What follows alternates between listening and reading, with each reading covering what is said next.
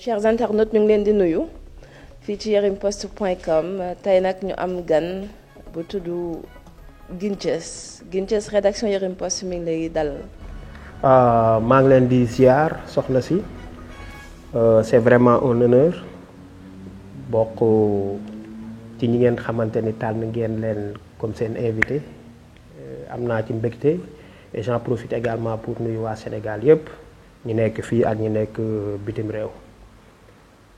maa ngi leen di ziar. Voilà Guinthieuss ñu seetlu depuis quelques semaines disons même quelques mois am coow bu jóg ci diggante Guinthieuss ak la famille Seck muy Wally Seck. déet waay pas la famille Seck ak. en tout cas coow li jóg na ci diggante yow ak Thione Seck. ak kii di Wally Seck. waaw ñu ak bëggoon a Aziza xam ak Koné. voilà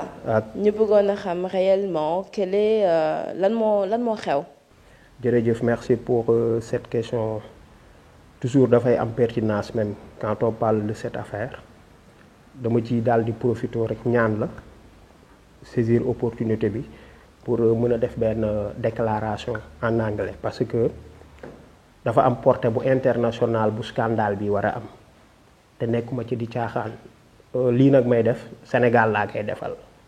sama xaalis maa ko moom sama ñaq la dinaa ci xeex nu ma waree ak nu mu mënti demee ba récupérer sama xaalis mais également au-delà de affaire de xaalis bi dafa am politique ak lu social lu ci rax la nga xamante ni damay tenir combat boobu donc permettez-moi ma def déclaration bi may wax nii. All right, so thank you for this opportunity. You know, let me just make a statement. All right, so for those who pretend or trying to define Wally Seck, Thione Seck, Aziza, Koné, Edmond Benoît Sadio, Madiop, Oumou Khayri Ba, please don't cross the line. Let me just tell you this. I'm a civilized and honest Senegalese man, a patriot who really loves his country so much to death. And I'm telling you, I swear to God, I will do all my means necessary to define, protect, and save my country, which is Senegal, against these outlaws people, Thione Seck, Wally Seck, Madiop, Oumou Khayri Ba, Edmond Benoît Sadio, Aziza, and Koné. These people don't deserve our respect. They don't deserve our trust, and they don't deserve our attention. So Senegalese people, let us restore these values that our ancestors left us, which are dignity, ngor, jom, fulla, fayda, gore, kóllëre, which are dignity, pride, honor, respect, and all of that. Reason why I'm calling my fellow Senegalese to get together, focus on Senegal, and move this country forward. It's your boy Guinthieuss, and my message has a political and social impact on our society. It's very important for me. So God bless Senegal, God bless the whole world. It's your boy Guinthieuss. waaw soxna si pour revenir ci sa question bi dama lay ñaan rek balaa sax ñuy dugg ci question yi bii ñu tàmbalee nii may ma rek ma nettali au moins film bi nga xamante ni bu nit ñi déggee dinañ comprendre ba dina ci am ña nga xamante ni dinañ leen inspirer ba ñu jóge fa di moytu léegi ba bu ñuy duggati ci ay mbir ñi ñu koy séqal tamit ñu leen di xool bu baax a baax dina am solo pour société bi comme ni ma ko waxee parce que lii may def nii impact bi muy am dafay social mais également dafay ànd ak politique. Mes chers compatriotes, je voudrais juste rajouter ceci. La force d'une nation ne réside pas dans son costume, son étiquette ou ses beaux-arts, mais sa puissance et son développement dépendent de ses connaissances, sa discipline, sa détermination, son patriotisme, son talent, son professionnalisme, sa détermination et d'une énergie orientée vers l'action. Comme Thione Seck l'a dit, lu romb da kay seeñu. bu doon man moom non bu dama koy seeñu. Nous le Sénégal soxlawuñu seeñu kenn man en tout cas sama bos man Thione Seck doo seeñu man sama xaalis man sama digganteeg askan wi sama digganteeg yow ak yàlla mi ñu tiim sama dara doo ko seeñu 1 franc doo ko seeñu comme que lu romb rek nga seeñu ko yow ak Wally Seck yu naa gën a make it. mën naa wax ni sax dama leen di defal benn sommaire comme ça ñu énumérer yenn points yi englobé trafic de visa beeg poignardé bi ñu doon jéem a poignardé Guinchess et tout ça là xam nga keroog j'avais décidé Thione Seck bu génnee wax rek minute bi ci topp ma nekk ci kawam dama tegoon sama caméra ak lépp ba pare pour tontu ko ci point de presse am bi mais yàlla def na fa def ci diggante bi l'honorable Bruno Diatta yàlla woo ko ñuy jaale famille am di présenter suñuy condoléances au peuple sénégalais toute sa famille mu nekkoon un républicain un homme d'État une légende nous a quitté Bruno Diatta que je rends hommage mais gis nga moment bi Thione Seck di def point de presse am bi annoncé nañ ko ne Bruno Diatta génn na àdduna taxul mu arrêté comme li may wax c'est un gars bu selfish bu ba nga xamante ni boppam rek la gëm également arrogance bi nekk ci Thione Seck c'est dafa doy waar xoolal point de presse ba nga xamante ni toog ca kaw mel ni buur am na sama ay quelques copains yu ma gis sax yu toog à côté di lire ay papier naan ay xamoo leen fekke woo leen yëgoo leen mais vous vous permettez même de répéter même le gars ci délire yi mu nekk this is crazy and this naa gën lii du jàll. beneen bi mooy gis nga Thione Seck il a présenté de faux documents ci point de presse am bi may considérer également comme une démarche satanique point de presse am beeg yeneen sorties yi mi def yëpp ont été une démarche satanique et c'est moi qui vous le dis nee na daf may génneel morceau mais Thione Seck yow da ngaa fàtte ni xanaa man je suis un excellent rappeur and I'm going to use this opportunity je vais utiliser cette opportunité pour remixer te sa morceau bi ngay waaj a def pour man du ne nga gintee nga koy tuddee na gaa yi pare sama remix xam nga nu ma koy tuddee gintee mag bu amee fulla moo ko may boppam du ma la may dara Thione Seck te beneen bi également mooy je suis pas insolent saagawuma kenn dañ maa sàcc ñi ma sàcc laa leen di woowee dañ ma escroquer ñi ma escroquer escroc laa leen di woowee dañ ma truandé ñi ma truandé ay truand laa leen di woowee mais comme que Thione Seck nee na damay fen tey du ma utiliser ay fen ak wax yooyu mais mën naa wax ni yaakaar naa waxul dëgg Thione Seck dafa ne daf ma woo téléphone jour réunion bi nga xamante ni 3 minutes sax defu ko Thione Seck woowu ma te mën nañ ko vérifier ci opérateurs yi téléphoniques yi beneen bi également Thione Seck nee na daf maa may daf ma wax ni daf may 3 dates ma ne ko c'est pas vrai waxul dëgg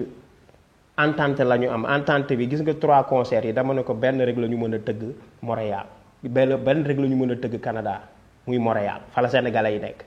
mais yeneen 2 dates yi dañuy def benn Casablanca benn Montréal benn New York mu nekk une petite tournée et on va ajuster après ñun ñu mën a dugg suñuy dépense de 12 millions 300 yi ñu war a récupérer lu dëgg soo Thione Seck maa ngi sa kaw te duma la may dara Sénégal nag li ñuy wax rek hypocrisie bi dañ ko war a arrêter yàlla mi ngi ñuy tiim di ñu gis te man nag du ma tooñ yàlla dajale nit ñi di leen bégal lépp lu may def dama ciy xool yàlla Thione Seck nekkul ci dëgg tey amul kóllëre gorewul amul ngor par rapport à moi par rapport à li ñu séqoon ba noppi il se permet di génn di wax di kokkaleeg wala moom muy génn di am lu muy wax c'est vraiment dommage pour lui xam nga quant à Wally Seck moom ak Edmond ay nit la ñu mën a maîtriser seen ay émotions ñooñu des larmes de crocodile ya gaaw nañ trop pour génneel la ko jooy fii victimiser seen bopp nga yërëm leen fekk ne ay dóorkat lañ du ñu nitu dara Edmond avant muy jóge Canada dafa baab sama benn grand taxaw jooy sama kanam di jéggalu ku ñàkk jom a ngi noonu léegi comme que reporté nañ événement Wally Seck pour une date ultérieure dañuy topp ñun suñu programme next bi mooy Sidiki Diabaté léegi Sidiki Diabaté du woon ci Jolo traiteur lañ ko waroon signé ci Babacar compagnie am la ñu waroon signé Sidiki Diabaté parce que sama partenaire yi ku ci nekk da nga yor compagnie te ku ci nekk affaire bi dafa waroon tourner à tour de rôle mais comme que Edmo moom ci boppam moo am ay problème mu finance man ma njëkkee ci moom pour moom mu génn ci ay situation te Edmo comme je rappelle dafa waroon investir à hauteur de $15,000 5,600 la teg Khadim waroon investir à hauteur de 7,500 3,000 la teg Babacar waroon investir à hauteur de 7,500 500 la teg waaye man nag gin cës man maa dem signer contrat sama tur nekk ci biir contrat bi sama signature nekk ci contrat bi ma defal ku nekk ci sama xarit yi sama partenaires yi procuration ba nga xamante ni man maa am droit sur l'événement def yooyu yëpp annuler signer indi ay investisseurs everything du dëgg donc ñu jël Sidiki Diabaté léegi bi ñu jëlee Sidiki Diabaté comme que ñoom maa ngi doon wax ak ñoom négociation ak artistes yi des fois xam nga mën na jël temps depuis mois de février maa ngi nekkoon doon négocier ak ñoom Sidiki seen équipe bi et tout léegi ñoom ñu jox ma aval jox ma date léegi il fallait ma envoyer cachet ba ñu d'accord ci 10 000 euros 10 000 euros mooy ay $16,000 canadiens instant wu bi ñuy envoyer cachet yi Edmo amul xaalis tamit également comme li may wax jóge nañ ci événement bële te après laa yëg ni Edmo ci événement Wally bi da doon topp nit ñi di leen leb di leb fii gauche droite naan moom mooy def événement Wally Ginthis moo koy coordonné te moom la mu doon leb xaalis nit ñi sax dugalu ko ci événement bi ba noonu la jëlee te côté boobu sax baal ma il faut que ma ñëw ci bi ma jógee Sénégal ñëw Edmo dafa am problème bu $18,000 ba di ma àbb xaalis boobu $18,000 parce que dañuy tëj restaurant am dafa am ay arriéré ak ay factures yu mu fayul léegi Edmo ma ne ko Edmo gis nga événement bi $30,000 et quelque la ñu waroon démarrer yéen kenn tegu ci li muy war a teg man lépp maa ko fat te événement bi sama responsabilité la nekk ñële ma séqal bu may def faux pas man maay am ak ñoom problème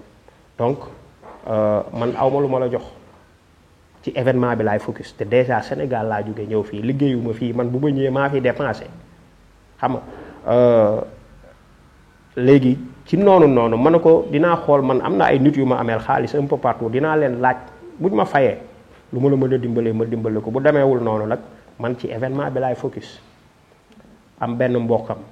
suñu waay bu baax également jàppale ñu ci côté yëpp lebal na ko ba à hauteur de $15,000 xam nga fan la ñu mujjee kooku daka plainte instant bi may wax ak yow dinaa ñëw ci plainte bi ci kanam parce que il va falloir que ñu ñëw après ci point de presse u Thione Seck bi ba ma jeexal film bi kooku abal na ko ba ay à hauteur de $15,000 suñu yeneen xarit ndeysaan gars yi dañoo baax gars yi dem vider seen compte yi ñëw jox ko Edmo ndekete yooyu muy def yëpp triande nit ñi la man xaw ma ci dara donc événement Sidiki Diabaté bi ñuy envoyé cachet bi Edmo il a mis que $3,000 et quelques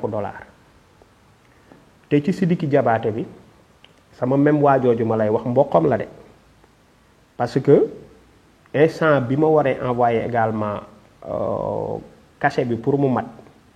man il fallait ma yor xaalis cash pour mën a jox Edmo mu dugal ci comptam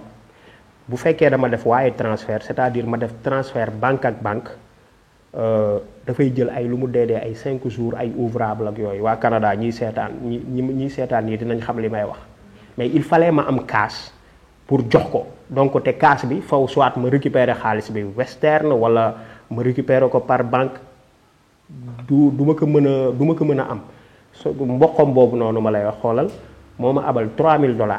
ni mu ma abalee $3,000 mooy dafa interact maanaam ñoom seen ñaari banques yi Canada lañ nekk day jël xaalis bi def ko benn transfert interact xaalis bi day dugg ci compte am automatiquement pour ma mën ko envoyer Paris ci compte Sidiki Diabaté kooku noonu may wax ak yow nii Edmo amul lu mu ko yequl kooku da nga mujj porter plainte léegi ma ne Edmo gis naa ni instant bi da nga am ay problème mu xaalis te metti na ci yow léegi comme que dans l'événement de Sidiki Diabaté man événement bi fi may dëkk moo koy jël en charge oto bi may dawal pareil sama lekk sama naan tout ça là les frais d'organisation Xaadim ma dem ba ci immeuble am jëloon doon fa waxaale benn Airbnb parce que mënoon naa jël Airbnb ba $1,500 par weer oto bi may loué tamit minimum damay jël oto ba nga xamante ni $1,000 laay fay par weer mais comme que reporté nañ événement Wally Edmond yorul xaalis ma ne ko léegi lenn la ñuy def bon te événement Wally comme li may wax maa jël sama charge lépp tout Edmond gis nga la mu tegoon ci loolu fa la yam lekkuma lekkam dëkkuma këram amul dara la nga xamante ni jugee na ci moom ñëw ci man parce que comme li may wax ku waroon teg 15000 sa teg matul mooy yoroo xaalis événement Sidiki bi tamit également dafa sax lépp xaalis comprendre nga léegi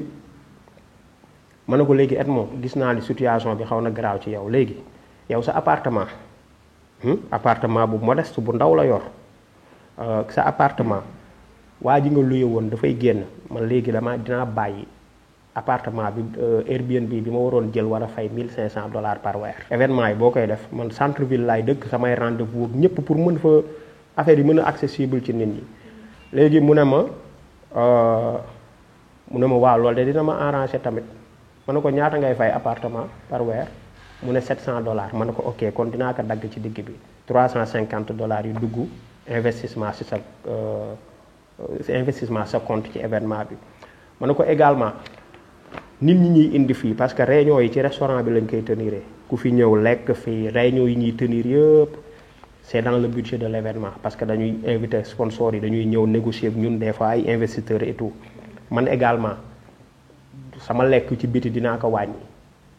dinaa mën di lu ma jël fii tamit mayoo ma dara dañ koy bind c'est dans le budget de l'événement oto bi tamit il faut que après oto bi moom faw ñu jël ko parce que événement yi da ngay dem dëkk ak dëkk liggéeyu terrain la du ay liggéeyu waxantu wala ay di defantu étude de marché la et puis faw nga xam yow nan ak nan ngay indee public bi donc oto bi moom c'est primordial loolu faw nga am ko te man sax yàlla xam na ni bu ma nekkee Canada ak Amérique oto laay dawal anyway léegi ñu tënk ko loolu li may wax mu am ay seede ma tijji compte lu ñu jël lu ñu dépensé ñu bind location bi ñu bind li yàlla di def am benn grand buy jaay otoom oto bu tane buy jaay otoom ñëw proposé ñu otoom ne da koy jaay parce que dafa jëndal soxnaam dafa am beneen oto ñu indi oto bi ma xool ko je rappelle que Edmond amul permis mënul dawal li muy nekk ci Canada boobu yëpp amul permis mënul dawal waa ji ñëw indi oto bi ma xool ko mu jaay ñu ko $800 du xaalis de $800 ay $350,000 la affaire yooyu ma ne ko ok léegi mën nañ jël oto bi garaawul man de toute façon comme que yaa ngi ci ay difficultés et tout man naa bàyyi confort bi ma doon am par rapport ak organisation bi xam nga pour mën a ajuster mais également soutenir la en même temps Edmond ne is ok oto bi ñu jël ko turam nekku ci man oto bi sama responsabilité da nekk man maa koy dawal te oto bi du oto bi pour événement bi la mais xamal naa ne ko ni man bu ma paree ci événement bi dama lay may oto bi ak xaadima ak ñun ñëpp nekk ci événement bi oto bi soxlawuñ ko après yow nga jël ko nga ciy def sa ay délivré di ci liggéey ok Edmond ñu tënk loolu bi ñu tënkee loolu am benn femme ndeysaan bu baax bu yor benn association fondation plutôt pour di dimbali ay femmes yu nekk fii Sénégal xale yu jigéen ñi pour ay serviettes hygiéniques et tout da leen koy dimbalee léegi kooku ñëw dégg événement bi xam ni man maa koy coordonné mu ñëw seet si ma jox ko rendez-vous ci restaurant bi mu ñëwee mu xamal ma ni moom dafa bëgg sponsoriser ci événement bi ma ne ko Sara de man affaire yi tëj nañ ko de te xam nga lii dama ko séq ak ay samay nawle également xam nga te instant bii nii package bi gën a ndaw $1000 la xam nga mais léegi mën naa def leen yow jëlal bu $1000 après man naa la defal ay faveur yóbbu la ci upgrade la ci yeneen package ci diggante bi Sara commandé ay crevettes bi mu commandé crevettes pour te dire rek Edmond nekk na nit ku réew na incorrect na ñàkk na looy xalaat rek Edmond ànd na ak moom fuy na xamul boppam client bi mooy roi bu dugg see dafa ñëw indil soxna si benn ay plaatu crevettes yi nga xamante ni xoolewuñ ko soxna si ne ko femme bi ne ko mais xoolil ma crevettes yi Edmond toroxal ko fa ndeysaan ba femme bi mer ba daa mujj yeggale wuñu réunion bi mu dem mais elle tenait également ci événement Sidiki Diabaté bi parce que même moment boobu sax da nga gis tous les promoteurs africains haïtiens même haïtiens guinéens maliens ñëpp ñëw nañ pour investir ci événement Sidiki Diabaté bi ñii ñëw ak seen ay $10 000 ma ne leen non tëj nañ investissement yi léegi femme boobu bi mu demee mu wax ak benn doomam ba nga xamante ni moom moo nekk marrainam doomam bi tamit ku baax la bëgguma wax turam bi mu ko waxee loolu doom bi jël rendez-vous ak Edmond ñu ñëw ñu toog man moom ak ñeneen parce que toujours sax dama am chance ba man ñëpp dañuy am ay témoins bi ñu ñëwee moom it mu ne dafa bëgg a investir ci événement bi te mën na investir ba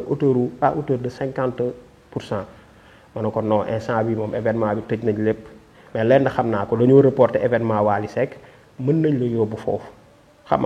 nga mais événement bi moom tëj nañ ko ma ne ko même ñii duñ ma bàyyi ma fen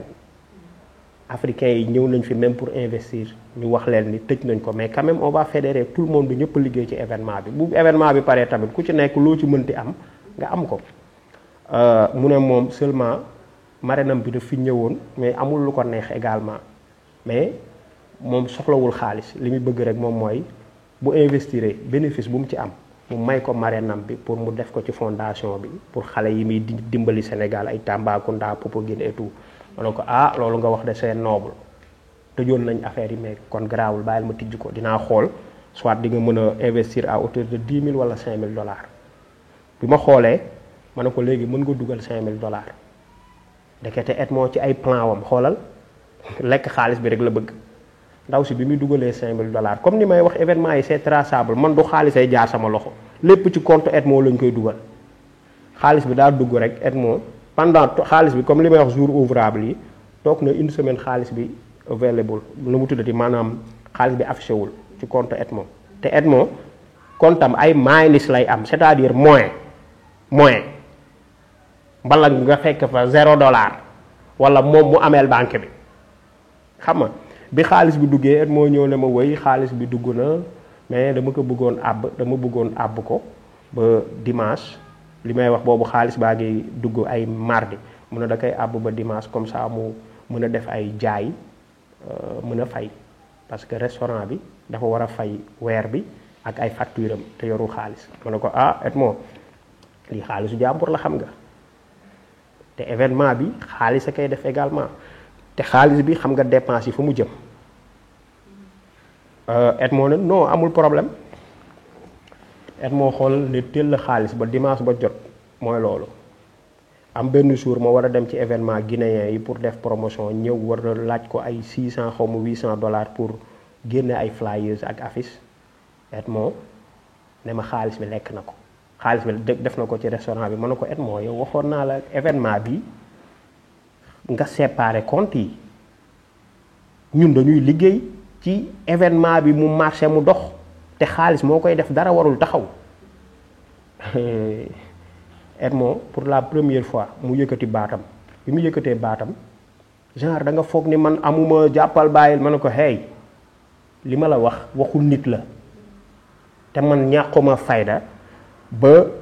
événement bi nekk sous ma responsabilité nit ñi ñëw ñëpp kuy ñëw man maay valider non seulement nga lekk xaalis bi ma ngay wax ngay yëkkati sa làmmiñ que ça soit la dernière fois gis nga bis bu may waxateeg yow ngay yëkkati sa làmmiñ wallahi wala sim si nga may gëj a gis parce que Aaron Willy Kee yow yaa ñëw jël xaalisu événement bi kenn jëlul xaalisu événement bi yow yaa ko jël ne da nga ciy régler sa ay problème ñu lay wax ngay jaay nit ñi reewande mu regretté jéggalu ma ne ko xool bis bu amatee si nga may gëj a gis li yàlla di def $5 000 ndaw si Edmond génnewul xaalis bi ba instant bi ñu war a def dépense yi ma ñëw di ko laaj mais Edmond indiwaat tànku bukki commencé di ma jaay reewande et c'est là où j'ai découvert que ni ndekete kii moom vrai sàcc la du waxkatu dëgg mais truand la également te Edmond boo waxee danaan man je m'en fiche faalewu ma kenn ma ne ko yooyu da ngay am ñoo koy wax mais pas man ma ne ko bis ni ki tey ne m'appelle plus ton frère ne m'appelle plus ton ami I'm done with you ma génn dem sama yoon Edmond comme que dama ko doon dimbali tamit des fois yenn kursam yi mbala jàppal bàyyil bu fekkee am na lu mu bëgg a def ma dimbali ko ci mu commencé sentir man ni ma ko doon assister ni ma ko doon taxawoo également moo commencé di ma envoyer message di jéggalu baal ma dama tayuma ko yow franchement tey quelqu'un de bien bla bla bla ma ne ko saay yi ngay wax ni yëpp ça m'intéresse pas waaye léegi doo ma dimbali dama war a dem marché bi ndugg ji ma ne ko boo yoree permis nga ñëw jël oto bi amul problème oto bi anyway oto événement bi la comme que amul permis xam nga mënu ko mujj gi mu topp Montréal yëpp bi di leen saraxu damaa tooñ gin cës ngir yàlla dimbali leen ma mu baal ma ba ndaw si mi jël $5000 am ndaw si woo na ma pendant 1 heure de temps di saraxu pour ma baal ko ma ne ko mukk yow xamoonu mu demee garaawul li yàlla di def événement Sidiki bi après dañ ko mujj reporté moom it biñ ko reporté foofu tamit gis nga li yàlla di def Toumani Jabaate Papa Sidiki ak producteur bi Moussa Wage bu Kayzit ak Nemensia am ay problème seen biir ba loolu impacté événement bi yaa ngi dégg ñu reporté ñoom ñu demandé ñu reporté ñuy envoyé leen nañ mise en demeure et tout ba événement boobu mu ngi nekkoon ci ay à hauteur de $38,000 avocat bi ñu tudd même ci kii de presse bi ñu def usurpation également utiliser ay faux documents à son nom moom it moo nekkoon suñu avocat ñu def mise en demeure bi envoyé leen boobu ñoom amoon nañ entente ñoom it ba ñu créé une petite tournée bu ñuy def mais malheureusement seytaane daa bëri doole et j'en profite pour dire que également Moussa Wage le producteur de Sidiki dafa irresponsable le gars est tellement irresponsable à un point ba nga xamante ni c'était à éviter mais da doon jaay guerrier il se prenait pour un connaisseur ou un gars qui maîtrise ce showbiz ba nga xamante ni des fois à l'amiable mën nga régler say problème te coow du jib parce que le temps est maîtrisé par Allah subhanahu wa taala te mënoo nekk yow di forcer yow nitu simple di forcer la nga xamante ni maîtriser woo ko donc bi ñu reporté léegi événement bi fallait que je retourne au Sénégal man 3 jours avant may dem moo daal fexe na ba sama benn grand mu baab ko pour rien que pour ñëw jéggalu ma moom loolu rek la doon wër pour ma baal ko sama grand bi ndax ma moom it ba bi ñu demee toog ci kanamam moo jooy na fa amul lu mu fa deful pour rek ma baal ko di regretter que dama juum yow ku baax nga ay Thione Seck ak Wally Seck ak ay ñoom kii côté Sidiki bi ñoom ñoo déconné yow wax dëgg yàlla tu es mon frère tu es mon ami te mosoo ma def dara te yàgg nga ma taxaw ma bàyyi ko ak ay éloge ak ay taggam ba pare mën na ko xoolal gis nga yow sa ay taggat sa ay remerciement soxlawu ma ko te ne m'appelle pas ton frère ni ton ami yow dama découvrir nit ba nga xamante ni doo sama nawle du ma ak yow. mais ñu dellu si waat d'accord mais ñu dellu si waat ci événement ci problème bi histoire bi nga nekkoon di raconter en tout cas ci sa diggante yow Thione Seck Edmond Benoît Sadio. waaw foofu laay ñëw au fait fii nii lii nii ma wax nii foofooy buntu bi léegi événement Viviane bi ndekete Modiop la jaaykatu visa infiltré na ba ñu jaay ay visa ci événement Viviane bi. maa ngi tur yi numéro passeport yi et tout. ci événement boo xamante ne ni Keba Kolim nga wax. waaw moom moo ko organisé. moom Madiop parce que Madiop li muy def day changer ay compagnie léegi son entrée pour la première fois Madiop ñëw Canada ci événement Viviane bi ñu jaay ay visa donc buntu bi leer na am nañ buntu léegi am nañ fit léegi Madiop si la xamanteeg Edmond sama ex partenaire. bi muy xamanteeg Edmond maanaam trafiquant de visa xam nga truand la trafiquant de visa yëpp ay truand lañ du ñu ay nit yu baax dimbalewuñu société bi dimbalewuñu kenn c'est-à-dire ils ne font que transformer ceux qui viennent leur donner de l'argent ñu transformer leen ay sans-papiers ak ay clandestins mais amul ci ñoom kenn ku ci jub jaaykatu visa yëpp laay wax nag jubuñu. voilà waaw léegi. Madiop pour la première fois mu ñëw Canada xamanteeg Edmond léegi mooy maanaam ñaari truand yu daje bi ñu dajee Madiop gëmloo Edmond que ne xoolal yow da nga am compagnie sa compagnie mën na jaay ay visa en même temps ñu jaay ay visa ci suuf événement yi ñu créé ko comme couverture noonu ñu créé événement Kiné Lam événement bu fictif Kiné Lam ñu yokk ay nit ci listam ñu am ay visa musicien authentique yi génnuñu Sénégal fii lañ toog du ma ko tàyyi may mu jël sama téléphone wan la liste recours yow sa bopp mën nga lire nit ñi dégg. gis nga comme ni ma la doon waxee Madiop après daje na ak Edmond Trian dugal na ko ci jaayum visa gi. Edmond utilise sa compagnie Jolo Traiteur pour faire venir des tonnes d'artistes ya nga xam ne dañ leen di ay duñu ay artistes ay non artistes mais artistes yu mag yi ñooy porter couverture bi. gis nga lii ma lay wal ni liste recours ambassade la parce que dañu njëkk a def dépôt ñu am ñu may ñeneen ñi ñu mayu la liste recours baa nekk nii léegi par liste dinaa la expliquer nga comprendre liiral gis nga foofu liste Fatou Lissane Barry. voilà yàlla na ko yàlla yërëm guinéen la benn femme buy way dafa mujj décédé mais ñeneen ñi nekk ci suuf ñëpp 8 personnes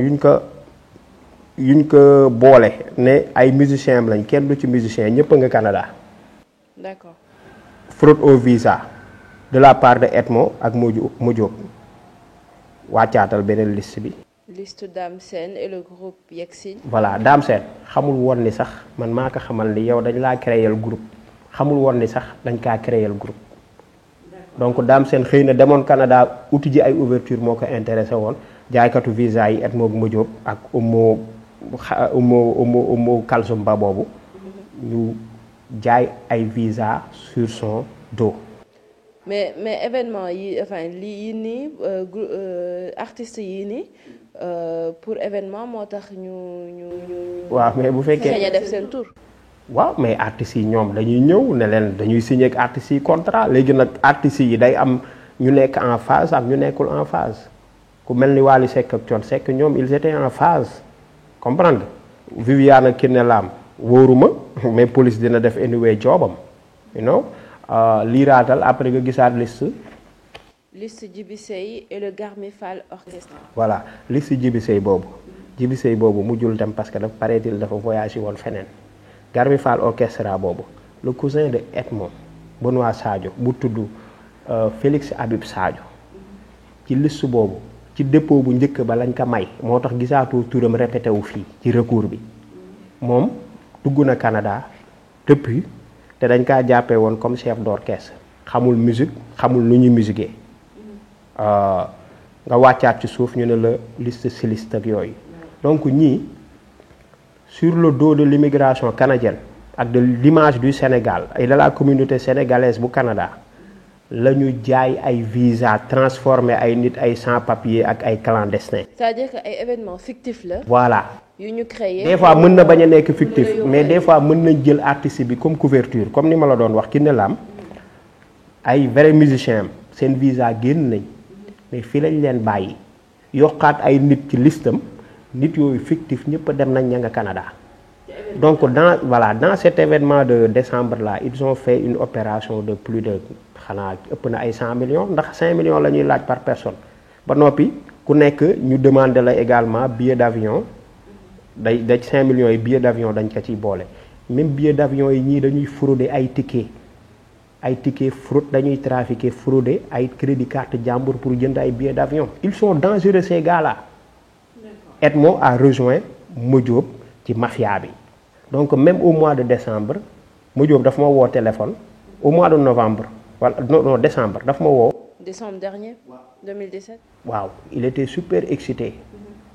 dama gën ca way man dama am événement Kiné Lam bu may def ak benn dame bu nekk Guinée affaire bu garaaw mais yow laa bëggoon nga jàpp ci communication bi ma ne ko Madiop boo ma doon fay ay milliards sax yow liggéeyuma ak yow parce que yow benn wóoluwuma la ñaareel ba mooy amateur nga mais nag mën naa la conseiller conseil yi moom mooy que yow bul def événement yi décembre parce que décembre benn dafay sedd ñaareel ba également mooy c'est pas favorable Kiné Lam déjà nekkul ci marché bi ci moment boobu public ba fa nekk également c'est pas conforme loolu mënul jàll si la super excité boobu seen visa yeeg opération yi jaay nañ ba am xaalis mu super excité ci biir wax ji ne ma man sax xoolal am na beneen événement bu mag a mag bu may pare ma ne ko oh yee boobu ban la mu ne ma Wally Seck bi mu koy wax sax tayu ko ma ne ko oh yee ma jaar fu bon ne ko mais yow Madiop yow xam nga ni ñun dañoo signé contrat Wally ma la passoon téléphone depuis bu ñu reporté suñu événement concert boobu ba léegi nii honoré guñ ko defaguñ ko ñoom exécuté guñ ko yow yaa jaar ci suuf nga ne yow yaa signé Wally pour Canada teg ci ma ne ko non du ma ci boole wax sax xaaral ma woo Thione Seck ak Wally ma woo Thione Seck ne ma mu jóob ay problème rek la may indil dama kaa sax dàq sama kër dafa ñëw ma toroxal ko dàq ko sama kër ndax ay problème rek la may indil papaam laa ciy seet waaye mu jóob moom je ne veux pas entendre de lui c'est pas vrai kon dafa wax loolu dinaa vérifier looloo ak Wally si la ci yam ne ma woowal Wally ma woo Wally jotuma ko ma jot soxna si laa jot soxna ne ma woy ma ne ko mais soxna Wally xaalis moo tax muy def yi muy def nii paraît-il que dafa signé ak Modiop Canada alors que suñu contrat bi ba léegi exécuté guñ ko soxna ne ma ayee man pour man loolu ba léegi pare ngeen ci sax mais bon mooy loolu ma ne ko mais Wally yow yaay jabaram il faut l'assister mu ne ma Modiop ñëwoon na fi mais xamul ba xam dañoo wax dara ak yooyu mais bàyyi léegi ma woo Wally bi mu ñëwee mu woo ma si la ñu am réunion boobu ci studio Papis Ndiaye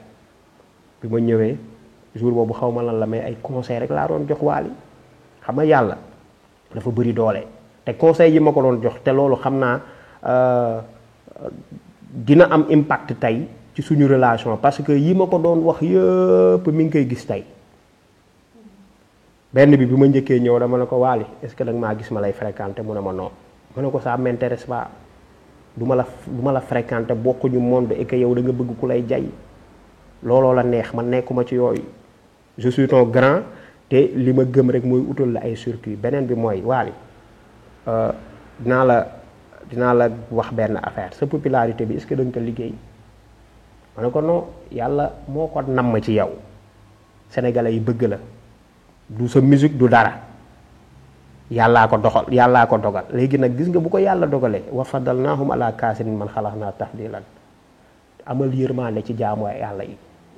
parce que yow liggéeyoo dara yàlla jox la ko yàllaa ngi lay seetaan te doomu aadama yi yàlla da leen fonk boo leen traité bu baax yàlla da lay gën a yëkkati rek bul am ak promoteur problème ndax gis nga Bercy fi mu mujjee j'ai fait allusion à Bercy xamal ko ni ma ne ko gis nga Bercy ni muy mujjee ak yeneen yu may dégg ay problème yooyu am ak ay promoteur gauche droite ma ne ko bul am ak promoteur problème te bul amal nit problème mu xaalis te bul ameel nit àq ndax àq moom tôt ou tard di nga ko gis et gis ngeen léegi instant bi ce qui se passe un peu par rapport à sa carrière tout est lépp a chamboulé wu ba noppi ma xamal ko ni yow dégg naa da ngaa signé ak Modiop wallahi wal azim moom Wally de mu ne non musul signé wul ak moom ñëw na fi seet si ko mais joxu ko xaalis séquñu xaalis ñëw na seet si ko ñu wax mais amul dara lu ñu kale ma ne ko ok léegi Edmond woo na sa papa ba di ko menacé yamu ci mu envoyé ko message di ko menacé pour da koy porter plainte yaak moom ak Ramdan ma ne ko léegi il va falloir que ma teg benn solution bi moom mooy Edmond dañ koy teggi dama koy révoquer dama koy pousse ñu xool xaalisam lu mu ci dugaloon ñu delloo ko léegi man dama signé contrat ba nga xamante ni États-Unis ngeen di jóge ñëw Canada pas jóge Sénégal ñëw Canada ça m'intéresse pas et c'est même pas faisable loolu dugguma ci léegi tu vas me mettre en rapport ak benn promoteur boo wóolu États-Unis ñu programmer événement bi ma remplacer ko ak Edmond man déjà événement bi dama ci maar daf ma soof léegi Wally ne ma ok ma ne ko kan nga wóolu mu wax ma Soul Fries mooy Gambien bi Thione Seck nekk di yàq daram naan ay daf ko def xoolal Thione moo sikk di wax ay Gambien bi ay 15 ans de partenariat ak jàppal bàyyil moo tooñ ci événement boobu xulloo na ceeg Wally xulloo ceeg Gambien bi waa Ramdan tamit ba ay kone xamal ma ne bul ma waxati waxu Thione Seck Aziza pare ñoom ñaar ñëpp mais ñooñu ñoom it mooy loolu na ma yàlla baal du ñu ay nit yu gëm yàlla dëgguwuñu du ñu wax dëgg te comme ay morso rek comme sikkim rek gersoo leen yóbbaale ay nit ya nga xamante ne te nee naa leen amul Wally daa dëgër bopp amul Thione Seck daa dëgër bopp il faut que ngeen mën di claquer la porte si vous croyez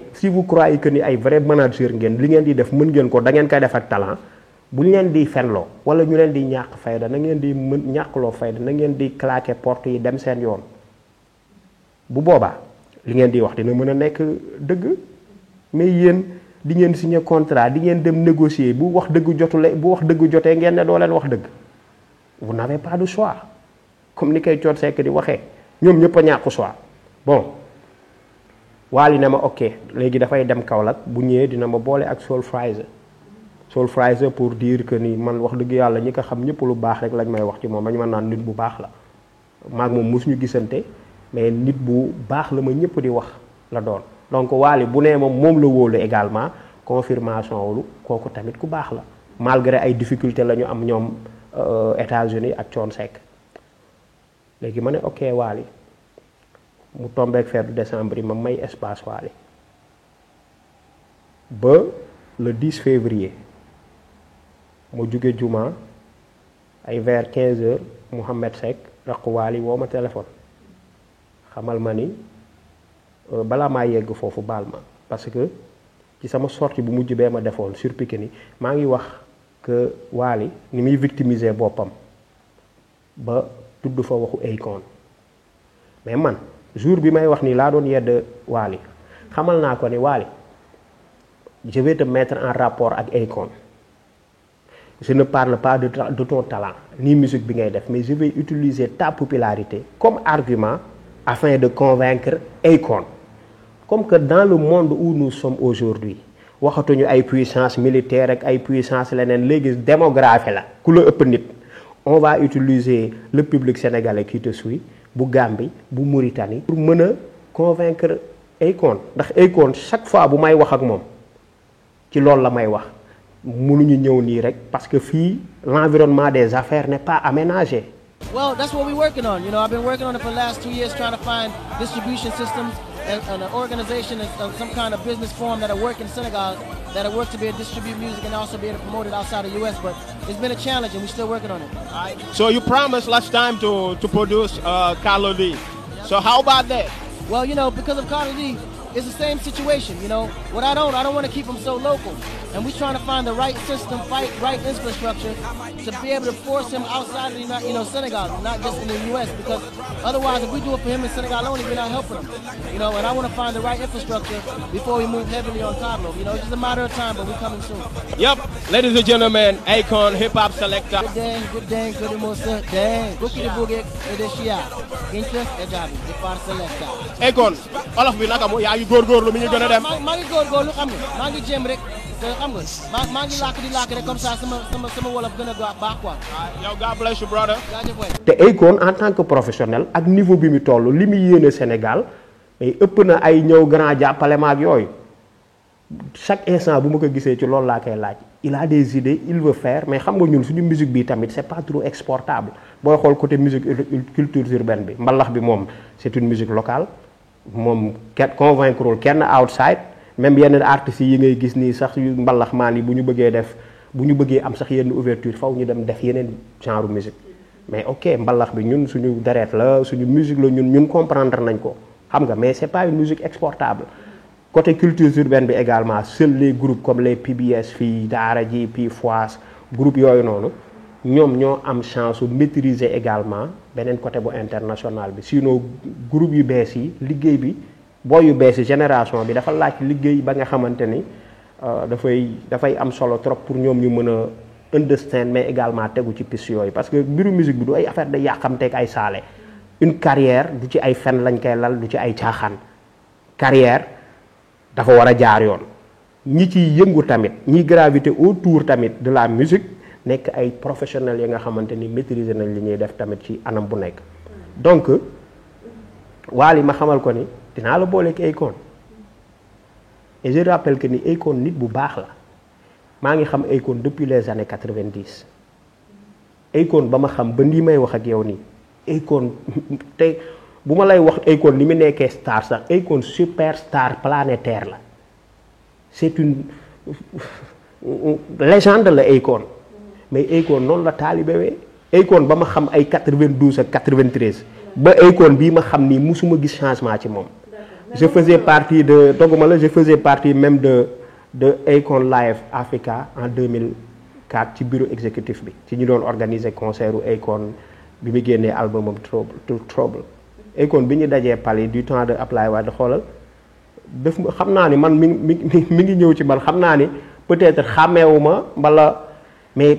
on dirait que ni non xam na ma 100 ans 4 dimanche ba nii may wax ak yow nii loolu changé wul ci Akon. My brother, you live RTS the Senegalese national television. yow Akon dañ la bëgg xam nga yow. non jaajëf waay man mais yow bëgg na bëgg Sénégal yi happy new year my brother. waaw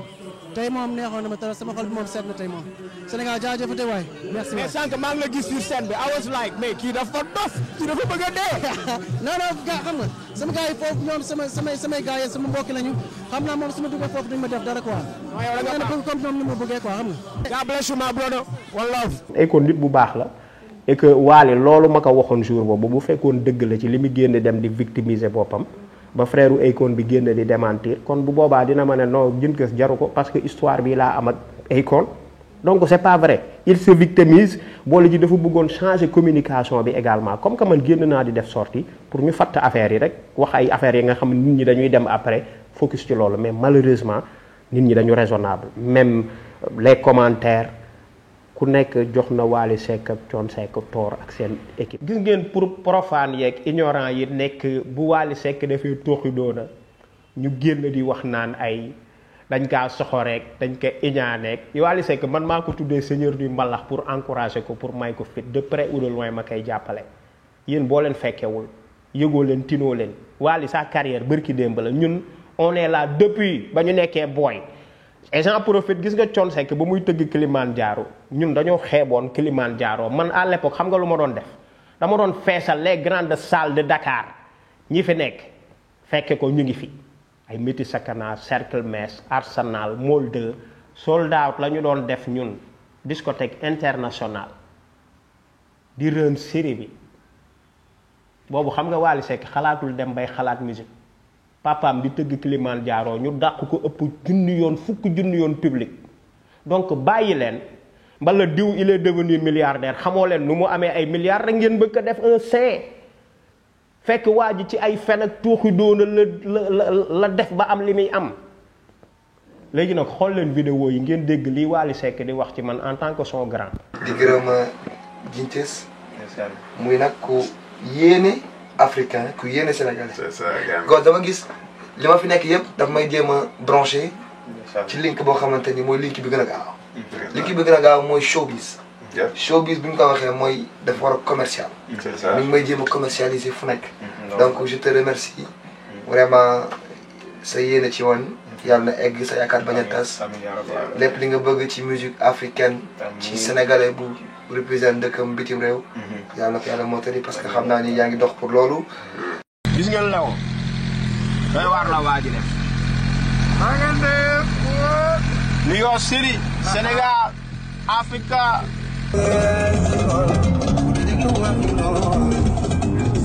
shout out to Wally Seck Papa Thione rëgën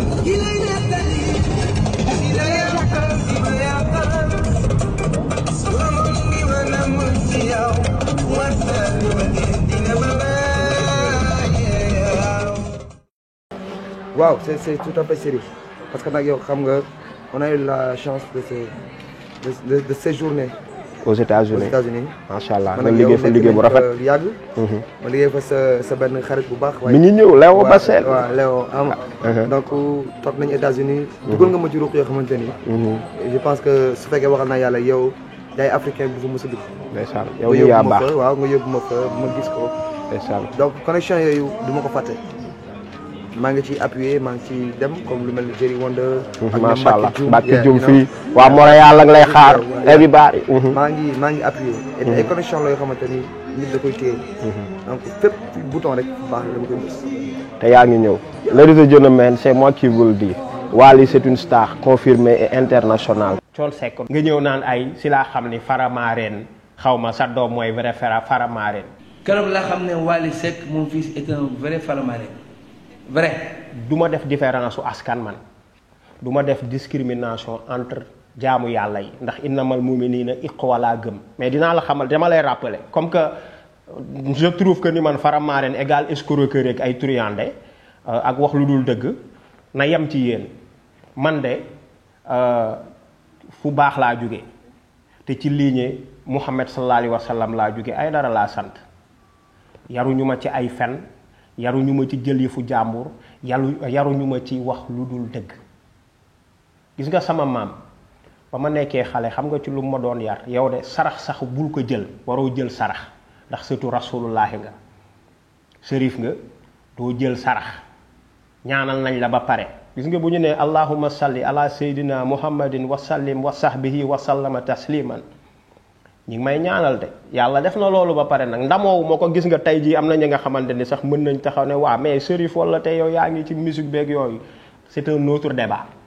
dama bëggoon indi rek bu fekkee ay juddu laag ay jaay baax ak fii kenn gënu fi genn te ku nekk mën na tagg say maam mais man faramaareen saa ma dëggut man parce que dama siq ak ay faramaareen ñu wan ma seen bopp toje ma triyande ma poignardé ma fecc kóllëre ay nit yu gëm àdduna ñeme yàlla bëgg àdduna bëgg alal je suis pas dans ça et je vais en profiter parce que li ñu naan seytaane waxul dëgg waaye yàq na xel gis ngeen àdduna bi waxuma Sénégal de àdduna bi ba mu daj Amérique Canada ak Amérique rek daanaka mën naa wax dajal naa ko Canada waxi noppi Europe Sénégal fépp amul kenn kuy yëkkati loxoom yëkkati ne man Guin Thieuss ameel naa ko 1 franc ça n'existe pas amul kenn ku ne maa ngi ñëw di traîner ak moom wala di nekk ci yëfu ñàkk fayda ça n'existe pas j'ai toujours été là pour assister nit ñi wax naa ko keroog gis nga RTS ba ma ñeen ñu bëri xamee maa kay waxaat fii maay produire ba mu rafet jox leen ñu teg j'ai jamais été fonctionnaire man pour profiter du Sénégal j'ai jamais profité des nu mu tuddati waay des faveurs de la RTS yaa xam ay fonds communs ay 13e mois sama ay mission sans frais la je me suis toujours pris en charge te gis nga keroog bi ma génnee la fois passée bay wax waxu RTS yaa nga grand ba nga xam ni dafa ñëw mais booy tu as attaqué notre DG ma ne ko attaqué wu ma kenn dama wax sa opinion on est en démocratie on est une république sérieuse là il y a quoi même directeur bi xanaa du nit kese mais nit kese la s'il fait des erreurs mën nañ ko conseiller ñu ñëw ci consensus ak dialogue parce que après tout dañ la naan un leader to lead the people you have to love them to lead the people you have to respect them to lead the people you have to take care of them fii yàlla rek moo fi mat booy jiite nit ñi da nga leen di déglu da nga leen di bëgg da nga leen di yërëm da ngay am ci ñoom compréhension ak yooyu man nag damay profité rek ci yu mel nii pour sénégalais yi ma xamul ñu jaaree fa xam ma waat naa ko ci yàlla amul kuy yëkkati loxoom ne man ameel naa ko dërëm beneen bi également gis nga exemple ba ma joxe ci RTS fépp laa tourné nag et ba di ma duggee RTS ba nii may wax j'ai toutes mes émissions sama émission yëpp maa ngi ak moom yi ma tourné national comme international amul kenn koo leen gis mu taxaw ak man célébrité nga ak politicien nga ku yëkkati dërëmam mbala ku man boo may jox sax du ma jël je prends pas de cadeau quand bi ñu may du ma jël parce que damay sóor 2006 laa dugg ci RTS émission yi ma fa njëkk a tourné gis nga même ñi may tourneel fii ku ma laaj couverture même dama naan la bindal directeur bi nga bind ñu bind ko tout est enregistré les jaloux nag wala nit yi nga xam ne dañuy créer ay dem soit ci ay directeur di la fenal ba directeur bi tamit am ay yenn attitude wala whatever c'est leur problème yàlla moom pare na démb li may ñaan rek man sénégalais yi moom mooy gis nga détermination li ma leen gisee ci raisonnable ci jub ci mbaax nañu sax ci loolu ndax loolu la koy dëgg. mais Guin Thieuss dafa am benn affaire bu ñu jaaxal également mooy que ci événement Wally Seck à Montréal bi ngeen waroon bi ngeen signé en 2016 il y avait entre autres yeneen ñaari collaborateurs mën naa ne ci événement bi muy kii di Khadim Gueye ak Babacar Diaouné bi coow li tàmbalee ba tey dafa mel ni yow kese la ñuy dégg quand même nga nekk ci di ci wax et apparemment problème am na ci sa diggante yow ak Edmond Benoît mais est-ce que lan mooy position wu yeneen promoteurs yi. benn plainte moo mës a existé te plainte bi c'est contre Thione Seck Wally Seck ak Ramdan pour un contrat non respecté. déposé par Edmond. waaw ba su waaw Edmond moo ko demandé loolu xam nga ma ne ko gis nga de soxlawul nga may nettali leneen ndax xam naa ni Edmond du waxkatu dëgg te day inventé comme que mythomane la mythomane moom day créer mbiram ba soxal ko bopp ak affaire bi ba affaire bi di dox ma ne ko Edmond de loolu la dem def Thione Seck am fitu dem taxaw point de presse di génne de faux documents xoola bul ko tàyyi liiral lii man maa rédiger sama ay procuration pour Khadim pour Babacar pour Edmond ku ci nekk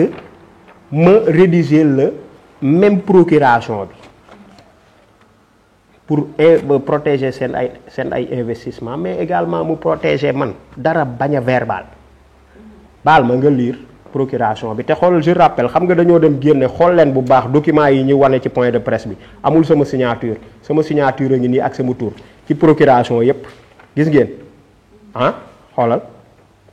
liiral procuration yi s'il vous plaît. Alors, je suis signé Monsieur Khadim Gueye, promoteur culturel résident à Montréal, Québec, agissant en tant que mandant, déclare donner pouvoir par la présente mon collaborateur de toujours à l'international. Mon collaborateur de toujours à l'international. Je suis l'employé de personne. D'accord. Je suis un collaborateur. D'accord. yaa ngi dégg léegi. C'est-à-dire que les termes entre yéen, c'était bien défini. Ku ci nekk xam. D'accord. te comme li may wax salaire bu ñu lay fay notamment. non déedéet si c'est-à-dire ci contrat événement bi man maa moom 20% wu bénéfice yi bu ñu paree. D'accord. comprendre nga. D'accord. léegi ñoom comme que li ñu waroon teguñu ko man la ñu xam yaa xayti man maa signé contrat yi Thione Seck Wally man la ñu xam communauté sénégalaise bi également man la ñu xam du dëgg mais malgré tout amul dara lu ma séq ak ñoom verbalement. dama bind këyit wane li ñu boole léegi liiral clause yi. D'accord. Agissant en tant que mandataire afin de me représenter en mon nom et conformément à mes intérêts pour mon programme d'exécution 2016-2017 de mes activités de production, promotion, organisation de spectacles au Canada auprès des artistes pour des concerts comme Sidiki Diabaté du Mali, Wally Seck, Philippe Montero, Viviane, Mbedje Faye, Positive Black Soul, Daraji Family du Sénégal, Wizkid du Nigeria, MHD de la France, etc. Par cette procuration valable à partir du 27 juin 2016, le mandataire est en droit d'effectuer les opérations suivantes: lister les actes ou opérations autorisées, élire des représentants ou partenaires, signer des documents et entretenir une correspondance administrative ou professionnelle, effectuer des opérations bancaires et de façon générale, effectuer sans limitation toutes les démarches utiles à la sauvegarde de mes intérêts. man maa rédigé procuration bi. Edmond joxuma procuration. Edmond xamul sax luy événement, c'est pas un promoteur ni un organisateur de spectacle. man maa rédigé procuration bi pour ñoom ku nekk ma jox la du dëgg te loolu clause yooyu ngay gis noonu mooy man maa am droit def lépp maay annuler maay signer maay indi investisseurs yi maay def lépp te matal naa ko ba mu mat sëkk. xam nga Khadim xamul Edmond mosu ko gis dem yëkkati xaalis jox ko sama crédibilité la. Babacar xamul Edmond dem jël xaalis dem jox ko sama crédibilité la. événement yi dañuy tracer lépp ci compte Edmond dama la bëgg a wax ni. léegi man lii ngay gis nii yëpp nga lire mais procuration buñ koy révoquer avant ñu koy révoquer dañ koy désengager te j'ai fait exprès ne dama def date bi procuration bi di commencer mais utaluma ko fin parce que bu ma ko utaloon fin xëy na sax ay coow mën na am ñu ne woy lii fin na kon garaawul mais dama bàyyi pour in case problème am dinañ mën a régler lii léegi Edmond bu demee gis Thione ne ko woy daa révoqué mais man du ma sax waxu révoqué dañoo teg seen mafia. Gintes foofu dañu gis ci conférence de presse Thione Seck mu génnee papier bi wane ne que Edmond Benoît daf la def révocation. voilà waxuñu sax nu mu tuddati plainte bi nga xamante ne nee na avocat wam déposé na ko contre yow. mais dafa génnee këyit buy wane ne que Edmond Benoît Sadio révoqué na la ci. En tout cas procuration boobu mu la jox. yéen gis ngeen ko këyit boobu. en tout cas tàllal na këyit gi. waaw léegi man nag xam nga ay këyit yu leer laa lay jox ngay xool di gis wallahi wal azim j'ai jamais vu de de révocation. Edmond yabuma man bay wax waxu révocation te désengagé wuñu événement bi ndax Edmond dafa xam na ni sama xaalis ak xaalisu Xaadim ak bu Babacar ñoo nekk ci événement yi te xam na ni amul xaalis moom Edmond déjà maa ngi ak transaction wu mbokkam bi suñu xarit bi ñu doon jàppale bi nga xamante ni dama soxla woon xaalis daar moo ma abal $3000 mais $3000 yi joxuma ko ma téye ko de ci compte Edmond lañ ko envoyé directement Interact parce que waaye transfert mënuma ko woon def parce que ça allait prendre nu mu tuddati ay jours donc Edmond hors la loi la te comme ni may wax gis nga dañ ko sax porter plainte ak ay yeneen plainte ba nii may wax ak yow nii am na benn artiste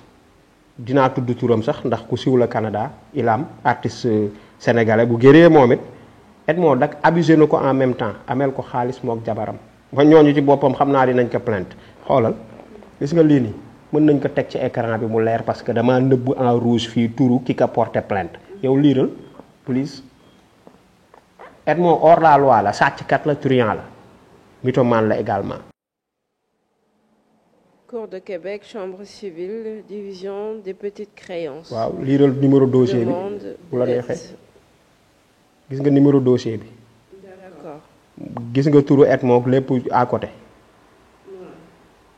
Hein?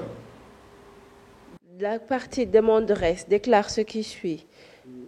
La partie demanderesse doit $8040 à la partie demanderesse pour les raisons suivantes. C'était un prêt des multiples prêts et tous ont la même raison, payer ses factures. La dette a été conclue le août vers le 1er août 2016 à Montréal. Voilà, merci doy na graawul soxlul nga yeggali du gis nga plainte bi Edmond la ñu plainte. waaw te lii man témoin laa ci ndax Edmond dafa topp woon sama waajooju ma lay wax ak ñeneen di leen abuser di créer ay affaires di fen donc Edmond hors la loi la hors la loi moo ñëw séq kaak ay hors la loi yu mel ni Thione Seck Wally Seck Madiop Edmond Oumou Kalsoum Aziza ak Koné donc Edmond comme ni ma la wax balaa ñu wax waxu révocation dañuy wax waxu désengagement ku nekk jëlaat sa xaalis ba pare yaa ngi dégg ñu dem uti ji notaire désengagé de révoquer procuration bi wala avocat mag mbala sama avocat ñu ñëw toog ñu révoquer procuration bi nga xamante ni man maa ko rédigé ñu signé ñoom ñëpp ñu signé ma signé te man maa defar procuration yi du ñoom léegi damay revenir ci lenn la nga xamante ni Thione Seck tamit wax na ko ci ay affaire de visa ne mënul nekk c'est pas vrai gis nga dama leen imposer même pétition bii ngay gis nii mooy seen pétition work permit yi ñuy wax pour Amérique bu la neexee nga liiral ñu ngi déposer pétition bi juin ñu approuvé ko juillet pétition bi ñu approuvé leen ba kañ 5 septembre du gis nga ko à côté Wally Seck dafa taxaw ci télé bi yàpp sénégalais yi ne que ni woy work permit bi ci turam la nekkoon Wally Seck et le Ramdan lay wax c'est pas vrai Wally Seck et le Ramdan bi ñun am nañ ko ci suñu contrat bi ma signé ak ñoom du dëgg fii nii Thione Seck signé ba noppi Thione Seck wax la xoolal signé leen bàyyi leen ñuy galérer États-Unis looloo waral coow yëpp ba Wally bëggul wax ak moom dew dama wax pour ma porter ko plainte ma porter plainte papaam yaa ngi dégg donc gis nga pétition bi man dama leen ko imposer dama ne leen jëleewuma kenn ku jóge Sénégal pour ñëw Canada parce que c'est pas un événement ba nga xamante ni dina mën a nekk. voilà gis nga comme li ma doon wax que ni Edmond hors la loi la donc fu nekk porté nañ ko fa plainte amel na nit ñi xaalis partout léegi damay revenir ci pétition bi ma leen doon wan sànq comme quoi que ni Wally taxaw ci télé bi di wax naan que ni turam a ci nekk ak yow sa bopp lire nga ko c'est pas vrai léegi gis nga lii c'est un de mes visas mën nga xool. C'est un de mes visas canadiens déposé et obtenu à partir de New York. yaa ngi dégg liiral nga xool. New York. voilà sama tur. donc bu ñu la naan Thione Seck se permet taxaw ci télé bi nit ñi tiim ko mu naan wéy il faut que nga ñibbiwaat ba Sénégal pour mën fa déposer lii du une preuve évidente mais comme que dama lay wax ni ñoom signé woon nañ Texas ba pare xamoon nañ ni du ñu mës a ñëw Montréal sama xaalis lañ doon jël récupérer nañ ko am nañ entente respecté wuñ ci dara après il se retrouve ak mafia Edmond tout ça là ba noppi taxaw ci sénégalais yépp di leen xool ñu utiliser ay faux documents di usurper avocat ba nekk Canada portéwul plainte yëgul tinul ñu koy utiliser en utilisant de faux documents.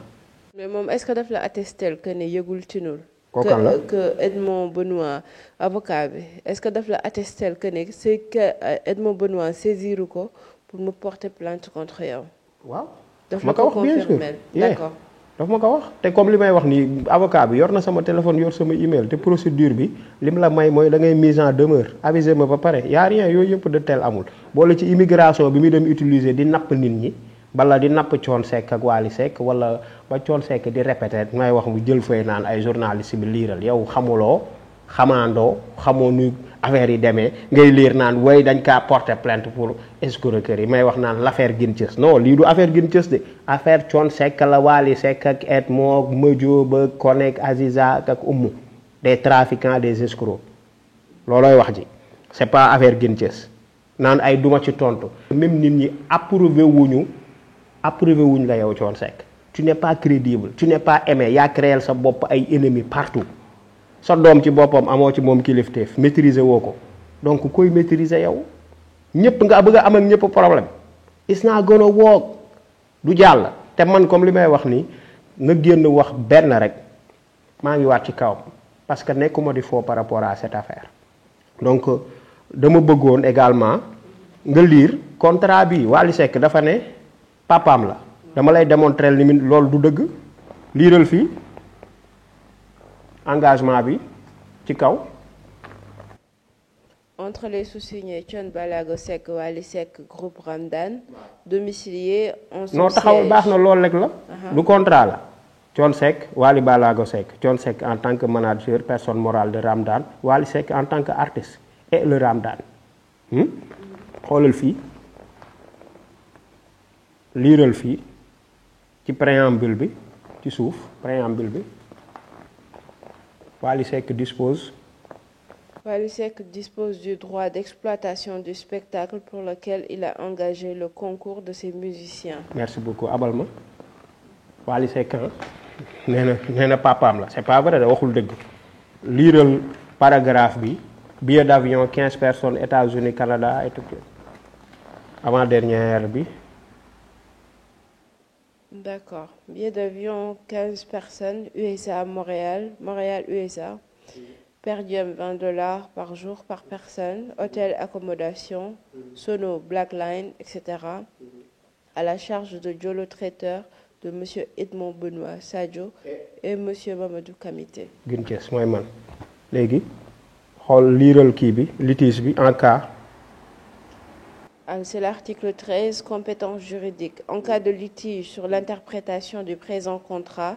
les deux parties conviennent de s'en remettre à l'application des tribunaux de Dakar ou des tribunaux de la ville où a lieu le spectacle. Voilà, la ville où aura lieu le spectacle, whatever. C'est Montréal, Canada. Je vais les poursuivre là-bas également. Mais je fais confiance aux autorités sénégalaises, aux autorités yi ngànk justice bi. dinañ traité lii comme il se doit te kontaan naa ci ñoom ndax ñoom jël nañ seen ay démarches non bul demagum xoolal signé lui est approuvé signé par.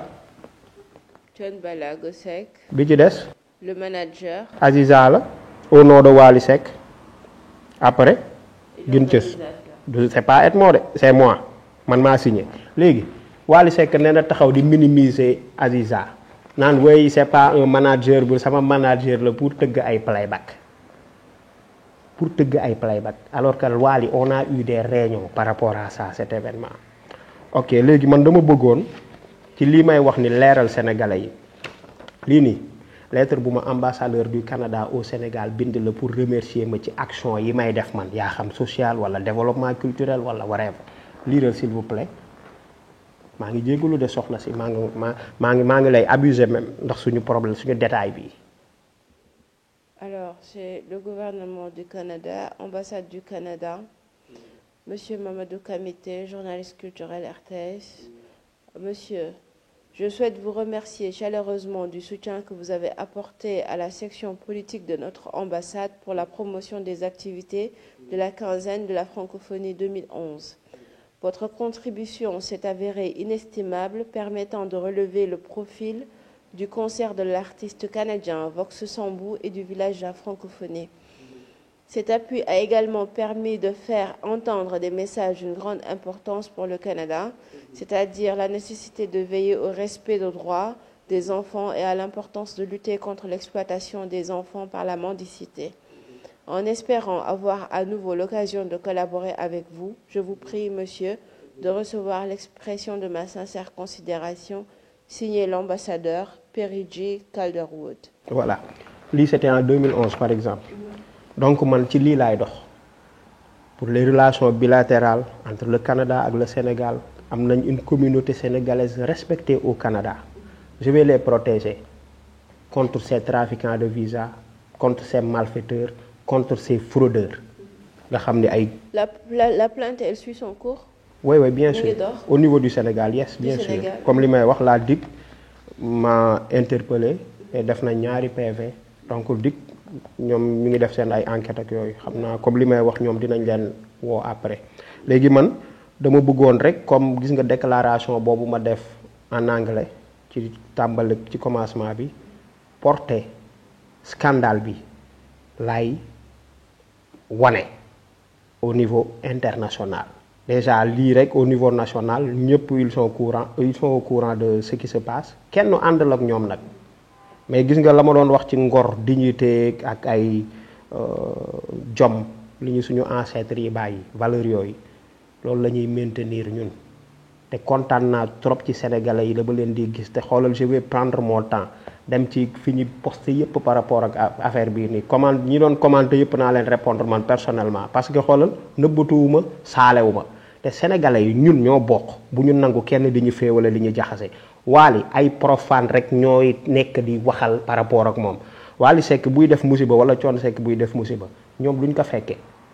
comme par exemple le cas de Lamine Nar sama jarbaat la Lamine Nar gis naa ko mu génn di wax ne way gën cës la mu taxaw wax jàppal baay mais Lamine Nar déjà benn nga ne booy bentali nga c'est pas vrai Lamine Nar da nga doon fréquenter si bentali sa yaay yàlla na ko yàlla yërëm moom ak mère Jabaay grande sœur am sa yaay bu fi nekkoon du kontaan ci sa génn bi nga génn li ko doon neex moom mooy nga defar tonton gin cës waa gis naa ni da nga am ak problème papa Thione Seck ak sama boy Wally mais grand nan la ñuy def ba gisee nga wax ci lu rafet dégg naa la également ngay wax sax ay waxu dem nga conservatoire man 94 laa dugg conservatoire def naa fa 3 ans sa yaay également Ndeye Marie yàlla na ko yàlla yërëm premier orchestre bi mu teg 94 ñoo bokkoon même groupe même musiciens yi ko doon tëggal man maag sama groupe Xaali Fall moo ñu doon encadré di ñu manager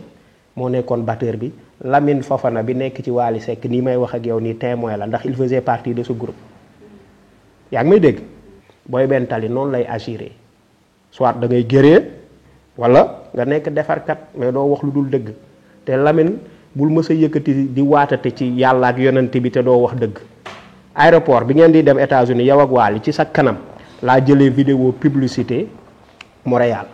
si nga ma présenté sa jabar ba ma naan sa jabar que ni kii sama jarbaat la sama boy la na nga ko toppatoo bu baax donc kon kóllëre boobu lu tax nga war a mën a ñëw yow boole ci Lamine Nar yow fekke woo fu ñuy signé contrat fekke woo lu ñu tënk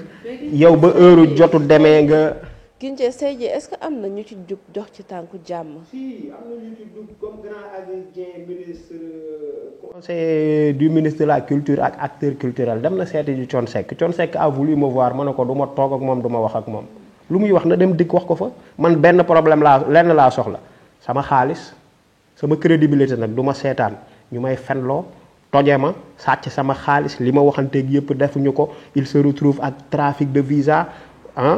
ba noppi après nan da ngay toog ak man looy toog ak man amul looy wax ak man tu payes de l'argent ou bien tu vas répondre devant la justice that's it. mais yow tey jii kon donc suñu comprendre bu baax sa combat au-delà de récupérer xaalis bi yow ak say collaborateurs yi ngeen def ci événement bi